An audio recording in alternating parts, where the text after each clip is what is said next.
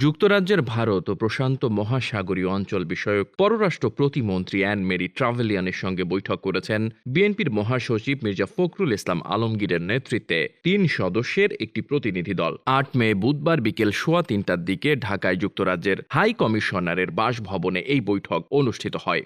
৯ মে বৃহস্পতিবার বিএনপির মিডিয়া সেলের সদস্য শাইরুল কবির খান জানান, গতকাল বিএনপির মহাসচিব মির্জা ফখরুল ইসলাম আলমগীরের নেতৃত্বে একটি প্রতিনিধি দল অ্যান মেরি ট্রাভেলিয়ানের সঙ্গে বৈঠক করেছেন। বৈঠকে যুক্তরাজ্যের সারাহ ক্যাথেরিন কুকও অংশ নেয়। ১ ঘণ্টার ওই বৈঠকে অন্যদের মধ্যে বিএনপির সাংগঠনিক সম্পাদক শামা ওবায়েদ, মানবাধিকার সম্পাদক আসাদুজ্জামান আসাদ অংশ নেন। বৈঠকের বিষয়ে জানতে চাইলে বিএনপি সাংগঠনিক সম্পাদক শামা ওবায়েদ গণমাধ্যমকে বলেন, বৈঠকে সার্বিক বিষয় নিয়ে আলোচনা হয়েছে। গত ৭ জানুয়ারি নির্বাচন, বর্তমান রাজনৈতিক প্রেক্ষাপট ও দেশের গণতন্ত্র নিয়ে আলোচনা হয়েছে। Desk report, বার্তাবাজার।